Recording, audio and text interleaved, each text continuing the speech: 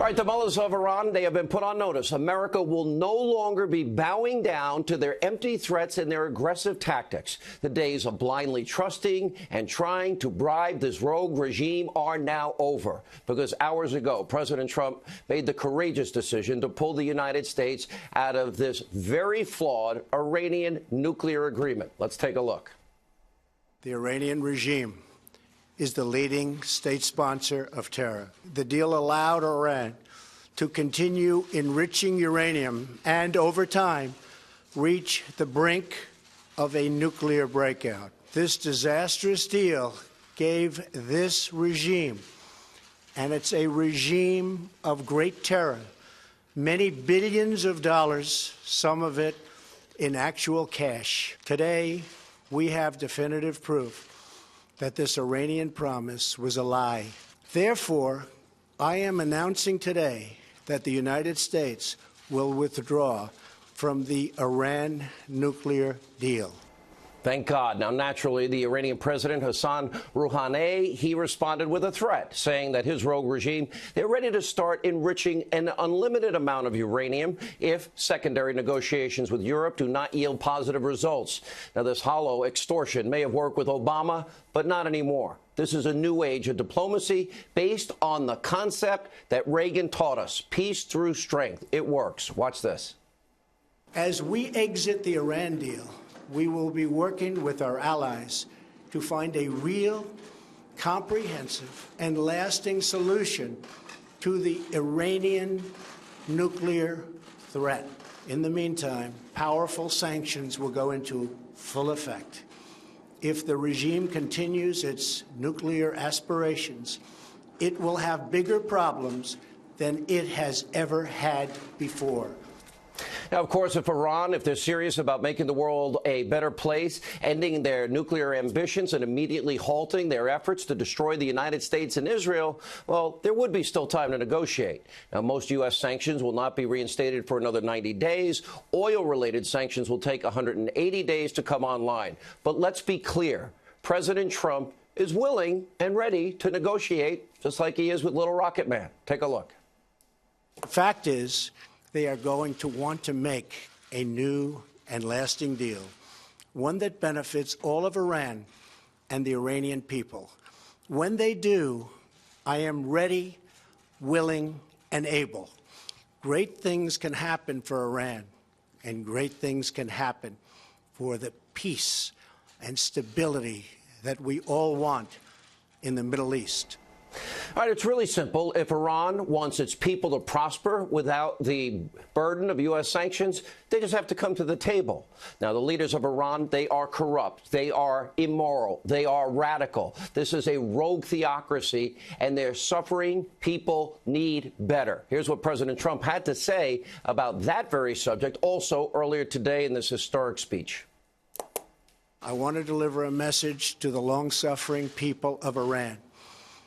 The people of America stand with you. It has now been almost 40 years since this dictatorship seized power and took a proud nation hostage. Most of Iran's 80 million citizens have sadly never known an Iran that prospered in peace with its neighbors and commanded the admiration of the world. And as you can imagine, many prominent Democrats, they are slamming the president's decision, including John Kerry. He, of course, has been busy trying to undermine the Trump administration by conducting potentially illegal shadow diplomacy. He said the Iran deal made our allies safer. Well, meanwhile, President Obama released an incredibly boring, lengthy, long-winded, holier-than-thou, sanctimonious statement calling the president's decision misguided. We'll spare you all those boring details. This country does not need diplomatic input from a president who oversaw the collapse of the Middle East, the unfettered expansion of Russian aggression, and a situation on the Korean Peninsula that was totally out of control. Oh, and he gave them $150 billion. And, of course, while Democrats are complaining, America's closest ally in the Middle East, Israel, is under a daily imminent threat from Iran. They are applauding the president's decision. Here's what the Israeli Prime Minister Benjamin Netanyahu had to say about the president.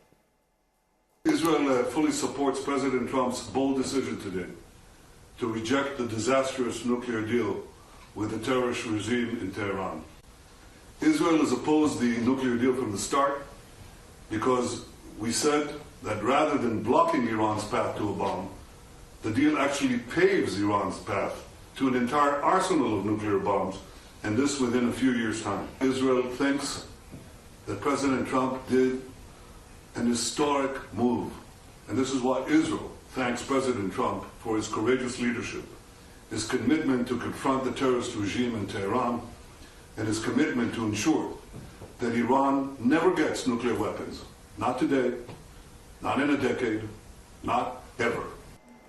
It was just last week that Prime Minister Netanyahu who revealed Iran's secret nuclear program and its continued desire to develop a weapon system that is capable of delivering nuclear warheads. Still, way before Netanyahu went public with this intelligence, President Trump had long promised to scrap what a terrible deal he inherited. He kept his promise. Watch this. My number one priority is to dismantle the disastrous deal with Iran. I have been in business a long time. I know deal making. And let me tell you, this deal is catastrophic for America, for Israel, and for the whole of the Middle East. This was just prior to the signing of the Iran deal, which gave back to Iran $150 billion and gave us absolutely nothing. It will go down in history as one of the worst deals ever negotiated. Never, ever, ever in my life have I seen any transaction so incompetently negotiated as our deal with Iran. And I mean never.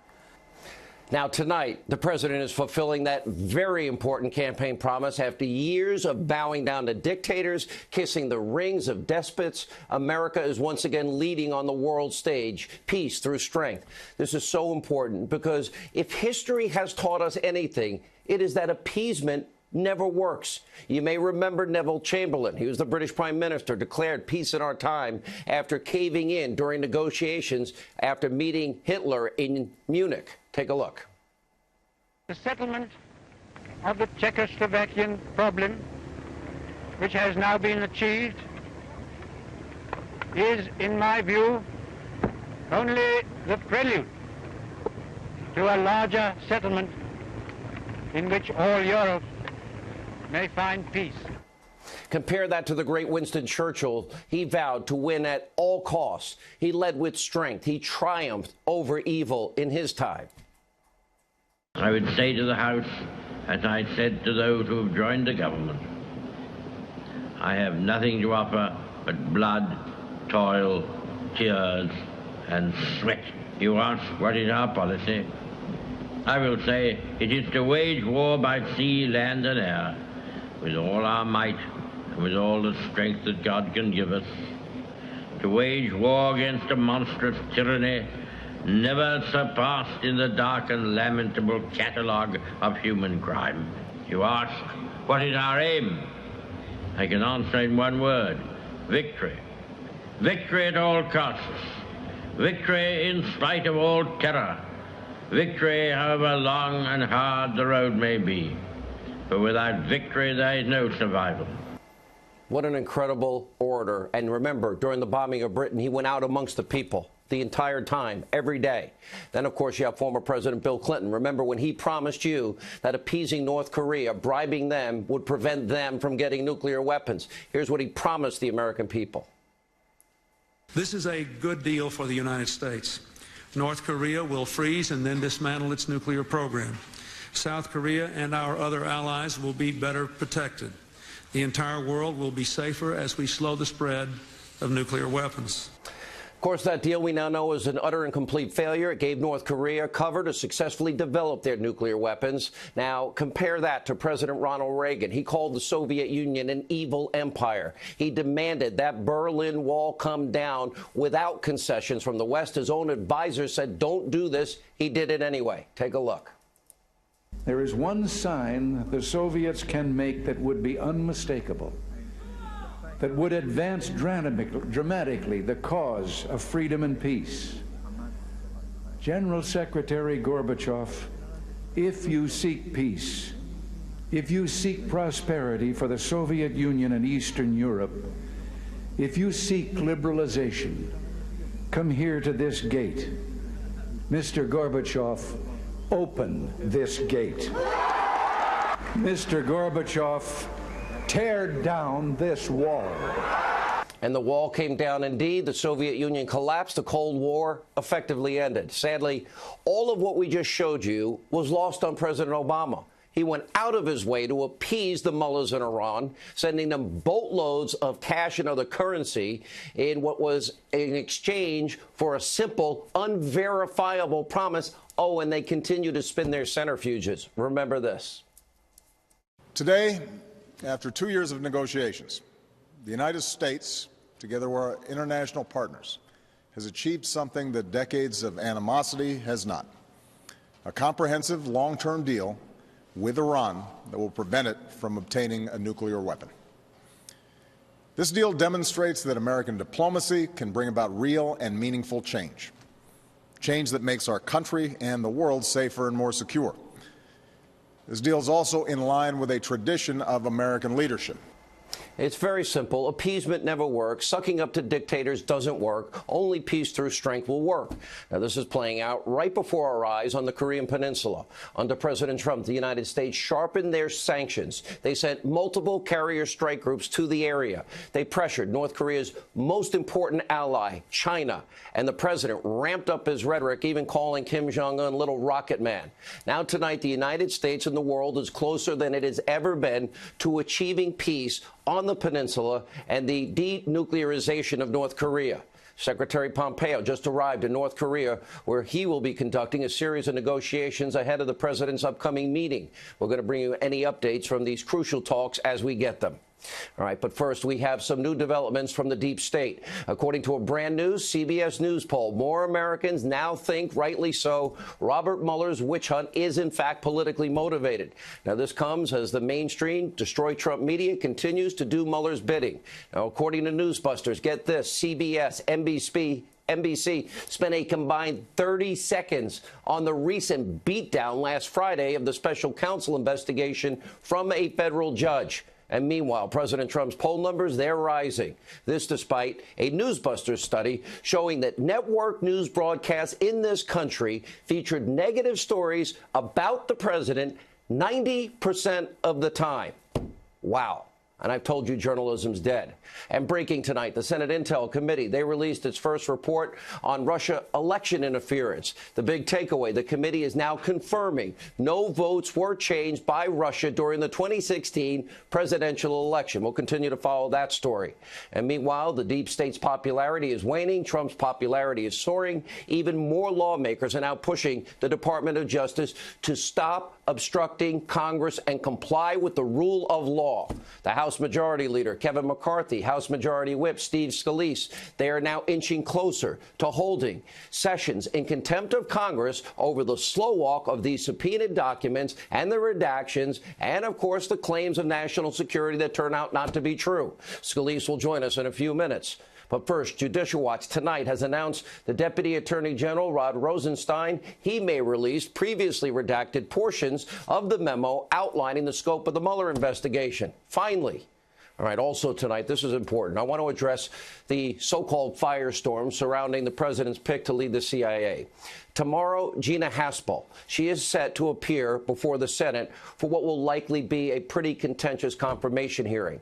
Democrats, the media, and anyone who generally hates Donald Trump have been trashing this career CIA official, slamming her treatment of terrorists after 9/11, when we lost nearly 3,000 Americans, and some alleging she was way too tough with some of the world's most notorious killers. I have said it before. Gina Haspel and many people who worked with her and worked with her for decades, guess what? They say she is without a doubt an American hero. She is smart, she is diligent, she is brave. And most importantly, her actions in the wake of 9/11 kept this country safe and brought justice to those people, those terrorists. Look at Osama bin Laden. He's at the bottom of the sea, in part because of the work like Gina Haspel. Remember, top CIA official Jose Rodriguez, right here on this program, told us that the enhanced interrogation programs that Haspel conducted were vital to America's war on terror. It led to the Courier, which led to bin Laden. Watch this. So, in other words, you're saying that the accusation that these enhanced interrogation techniques were used beyond what had already been disclosed, you're saying is false, number one, and that in spite of their suggestion that they were not successful, you're saying that, in fact, that's not true. You were there. It was successful. It was very successful, and for those of us who were there, it is just amazing that they could have come to this conclusion. Those of us who read the intelligence coming out of our black sites every morning and who acted on that intelligence know the value, and basically it led to the destruction of the organization. I know I looked a lot younger there, but the point is taken. The Senate needs to put politics aside, confirm Haspel as soon as possible.